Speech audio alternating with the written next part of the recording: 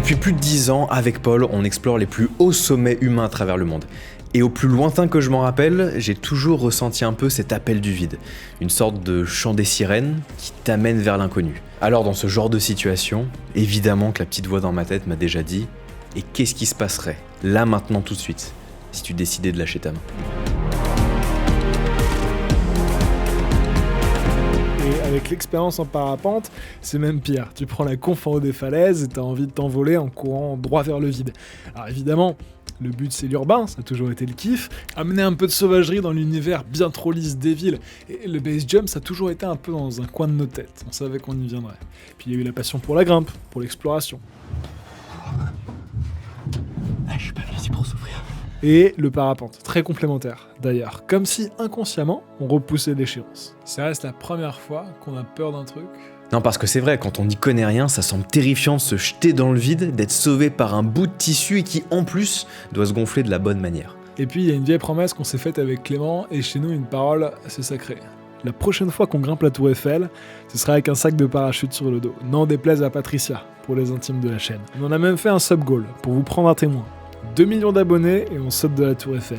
Donc si les vidéos vous plaisent, pensez à vous abonner pour nous donner les moyens de réaliser ce rêve. Le meilleur chemin pour y venir, ça reste le skydiving, donc le saut en parachute d'un avion. T'as plus de hauteur, t'as 2 parachutes, donc un plus le droit à l'erreur. Mais n'allons pas trop vite, déjà faut trouver un endroit. C'est Skydive Spain à Séville qui va nous accueillir. Ça saute toute l'année, c'est au soleil, c'est pas trop loin de la maison, et avec une belle rotation d'avion pour enchaîner le max de sauts après le brevet. Avant de te lâcher à 4500 mètres de haut, il y a quand même quelques bidules à savoir, genre comment faire une belle sortie d'avion. Check-in. Ok. Check-out. Ok. Out. In et out. Check-in, Ok. check-out, Ok. out, in, arch. Bon alors, le check-in, check-out, on répète ça comme si notre vie en dépendait, mais dans 5 sauts, ce sera oublié, t'inquiète. Je crois qu'on n'a jamais été aussi studieux et concentré sur un truc. Ah oui, on a rencontré David pour la première fois ici. C'est pas présenté du coup David. Content de ce que tu fais, Ok. je kiffe, ouais. Bah, c'est cool, moi je vous vois tous les deux tout le temps. Trop bien. Et 48 heures plus tard, Excellent. Ça va? Ouais, ça va. Allez, du bonheur. 3, 2, 1, passe. t'appelles ça voler, t'appelles pas ça genre chuter lamentablement. Non, moi je suis un oiseau. Oh les swoopers mec. On est interrompu par les swoopers, encore un truc que je soupçonnais pas. Grâce à des voiles toutes petites, les mecs prennent une vitesse de malade pour venir raser le sol. Le sous-voile, c'est pas nouveau grâce au parapente, et le swoop ça a l'air grave fun, bien que c'est pas vraiment pour tout de suite. It feels so good. Baby, it's understood. It feels so right, honey, to keep pushing into the night. Oh. Incroyable. Et si ça se passe mal, bah tout va bien, il y a la PLF, ça sonne bien, hein. Non, c'est claqué. Parachute Landing Fall, apparemment c'était l'atterrissage par défaut dans le temps. C'est rigolo. Ça te fait beaucoup rire, j'ai l'impression. Enfin, nous, c'est vraiment avec l'épaule et tout. Ouais, Alors, bah, tu sautes ouais, genre bah, très très loin. Ah ouais, C'est ça, je vais décomposer. Boum. Voilà, c'est ça. Dans l'idée. Ok. Eh non, je me suis juste jeté dans le sol. Un peu lourd. Mais à l'ouverture du parachute, si ça merde, que faire? Pas de panique, t'en as un deuxième. Encore faut-il savoir le larguer. Et du coup, Line over. bah du coup c'est pas. Mais attends, je vois même pas ce qui se passe. C'est celle-là, c'est pas bon là, c'est pas rectangulaire. Ouais, là il y a Ona, ouais, procédure d'urgence. Look, reach, cut away, away. Ok. Bon, assez procrastiné. Pour la première fois de notre vie, on va expérimenter la chute libre. Ça, c'est un sourire de circonstance. Il faut sourire, je souris. Mais très bientôt, à 4500 mètres de haut, quand la porte s'ouvrira, il faudra sauter. Et même en étant habitué à pas mal de trucs, je vous jure, ça fait bizarre. Et tu montes dans l'avion en te demandant si c'est pas la dernière fois. Le dernier, c'est l'avion Vromby. Et on grimpe à 4500 mètres de haut en une quinzaine de minutes. La porte s'ouvre, le feu vert est donné, les mecs de devant se jettent chacun leur tour. Ah putain, ça fait bizarre.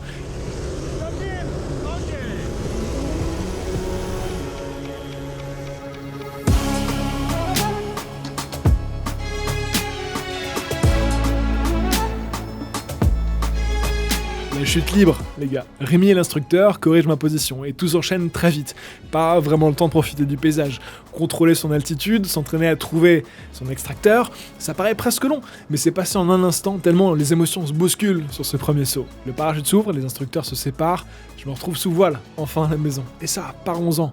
Le comportement de la voile de parachute il est radicalement différent d'un parapente beaucoup plus basique, beaucoup plus amorphe, presque sur les grandes voiles qu'on a là, et tu prends le frein, tu l'écrases à fond, tu pars en spirale, tu relâches, ça s'arrête doucement, donc rien à voir. Et c'est marrant parce qu'avec Paul, on vit pas du tout de la même manière les expériences. Je sais que j'étais vachement serein et au moment où la porte s'ouvre, bah effectivement, t'as ce vent, t'as ces gens qui sautent, y a rien de normal et rationnel, et tu sautes et t'as cette submersion d'informations, le vent sur ta tête, ton corps qui part en couille, les instructeurs qui te tiennent, et tu fais la répétition. D'ailleurs, c'est la première et sûrement la dernière fois que je mets des gants parce que je ne ressens pas les trucs, j'arrive pas à toucher ma poignée.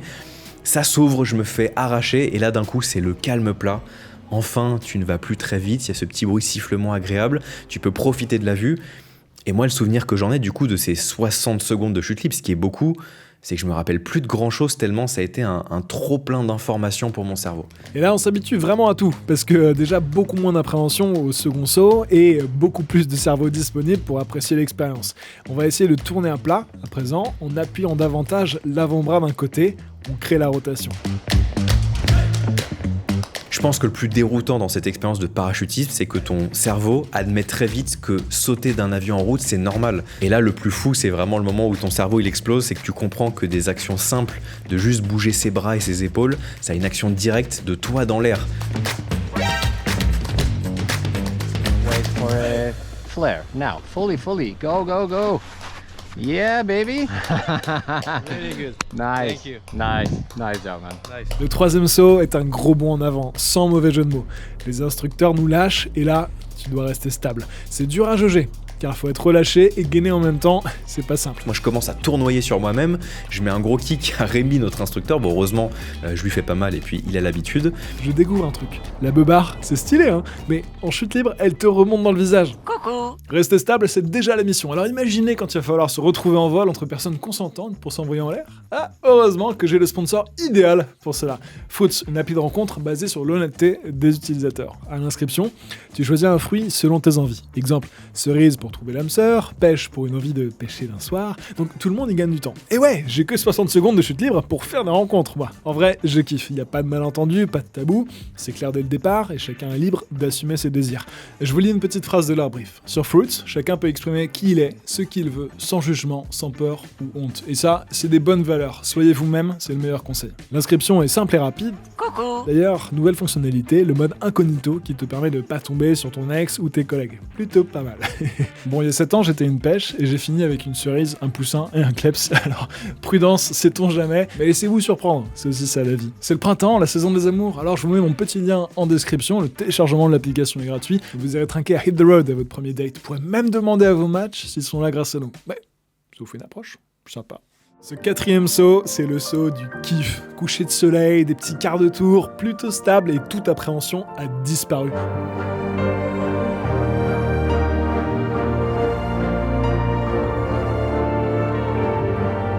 C'est la normalisation de la déviance, c'est terrible. De skydiving, on est passé à diving tout court. J'ai juste l'impression de jouer dans un fluide nouveau. Tiens, ça par contre, ça me fait penser à quelque chose. En 1925, nos ancêtres avaient peur de la chute libre. Ils pensaient en mourir. Alors ils tiraient le parachute depuis l'aile de l'avion. Regarde ce qui t'arrive si tu fais ça aujourd'hui, avec le risque de faire cracher l'avion en tapant dans le plan arrière. C'est déjà arrivé. Mais d'ailleurs, depuis quand l'homme saute-t-il en parachute au juste ? Eh bien, depuis bien avant que les avions existent. Et ouais, première trace d'un parachute dans un manuscrit italien de 1470, et on se rend bien compte que la surface est beaucoup trop faible pour freiner une chute. De Vinci, lui, nous propose des proportions plus réalistes en 1485, qui a été construit et sauté en l'an 2000. 1617, Fausto Verandio reprend le flambeau, et on voit là apparaître une voile beaucoup plus carrée. Attends, ce serait pas la toute première image de base de l'humanité, avec la tour, là, juste là ?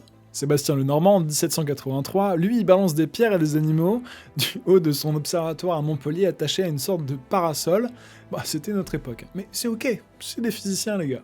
on a Jacques Garnerin qui devient le premier à sauter avec un parachute non rigide en soie, décrit littéralement comme une calotte d'étoffe en 1797 d'un ballon d'air chaud au-dessus du parc Monceau à Paris, parce qu'il n'y avait pas d'avion à l'époque, on en apprend tous les jours.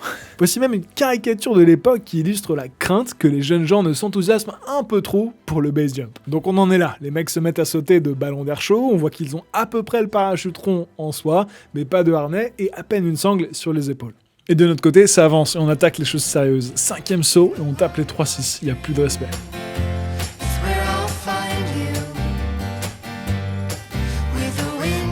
Là, pour la première fois de ma vie, je vais me jeter seul de l'avion. Mais comme j'étais pas face au moteur, je me pète la gueule, on dirait un gros verre du Nicaragua en chute libre, j'en peux vraiment plus.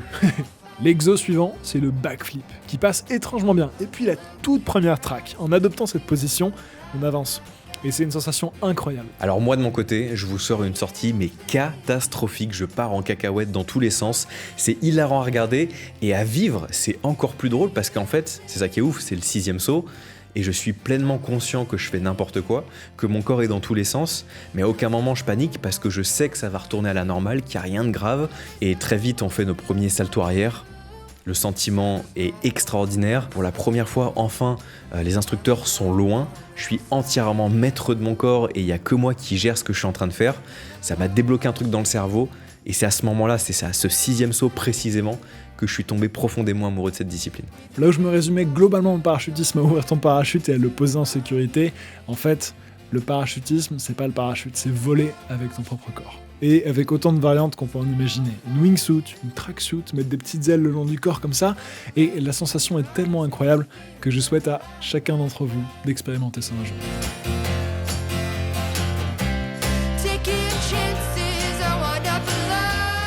We want to congratulate to Paul and Clement for finishing the AFF course.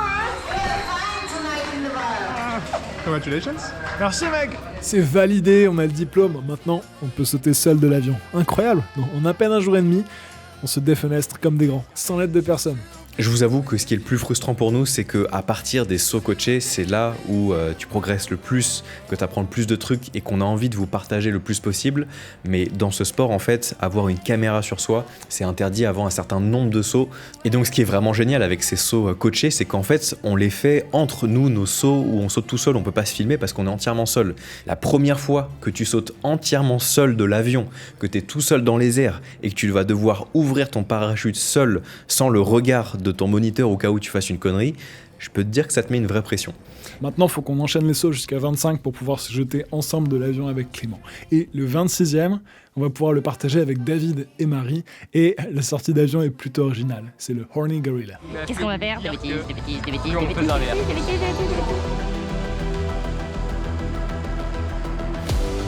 On va se tenir par les pieds en tournant et se frappant le torse. Bon, on est vite rattrapé par la réalité. On se retrouve avec David qui plante un genou pour nous faire tourner, mais lui il file voir Clem. Être avec ses potes en l'air, c'est quand même vachement cool.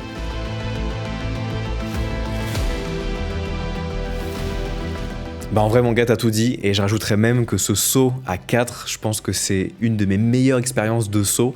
Parce que déjà la sortie tous les 3 c'était fou et le fait d'avoir autant de personnes dans le ciel, d'essayer de se retrouver, d'être tous sourire etc. c'était une expérience de fou. Dans l'objectif du base, on parle généralement de 200 sauts d'avion à réaliser avant de pouvoir commencer la pratique. Mais saviez-vous que le tout premier base jumper en avait 0 ? Ouais, on est en 1911 et Franz Reichelt, un tailleur pour dames dans le quartier de l'Opéra, se bricole sa propre wingsuit. Et après l'avoir testé en sautant dans une botte de foin, là notre Franz, il se dit ce serait vraiment une top idée de mettre à l'épreuve mon invention du haut de la tour Eiffel.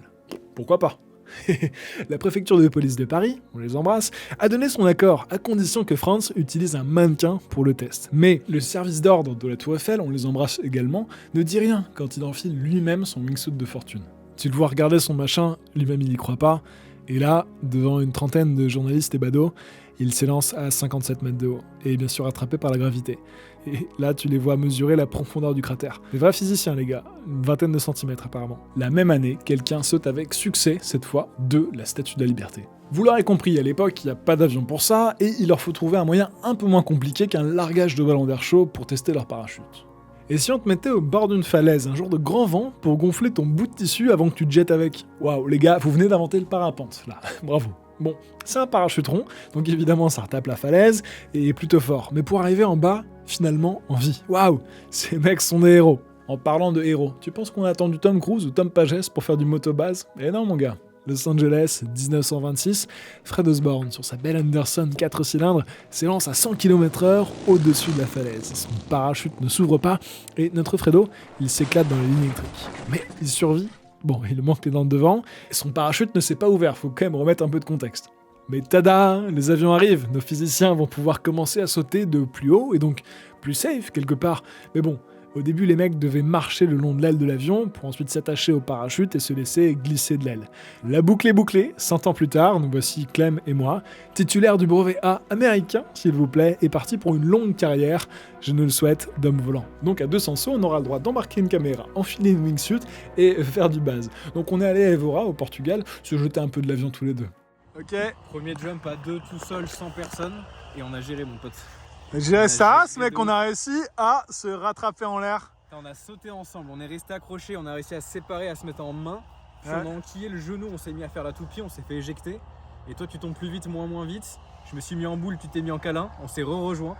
Et bon après c'est parti en couille donc on a traqué. Mais non, stylé de ouf, stylé de ouf. C'était vraiment un bon saut. Ouais, c'était Franchement, cool. le premier j'ai flippé, mais celui-là il était bien, tu vois.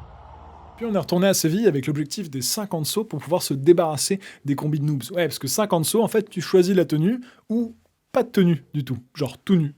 Comme ça. You jump the fire, we'll just sit and wait till you see me fly. You know they'll never catch me for it. See me fly, the way I put my finger on it. See me fly, you got it, then try to tell me you got the wrong guy. See me fly, you know they'll never catch me for it. See me fly, the way I put my finger on it. See me fly. Et je me rends pas bien compte pour vous derrière votre écran si ça paraît super simple ou pas, mais en vrai c'est une galère de ouf d'arriver à bien se retrouver dans le ciel, du moins quand t'es débutant. Et là ce saut tous les trois où on se lâchait, on faisait un tour complet de la formation, on se rattrapait, puis celui du fond on lâchait, faisait aussi le tour. Franchement moi je suis trop fier qu'on ait aussi bien réussi. Look at them now, all of the noise they make. Counting the cards to one. Queen of hearts never break. Le projet Tour Eiffel est lancé, la parole est donnée, il ne vous reste plus qu'à vous abonner pour faire de ce rêve une réalité. Allez, on se voit dans la prochaine. Ciao! Grind your teeth, dreaming to touch my style.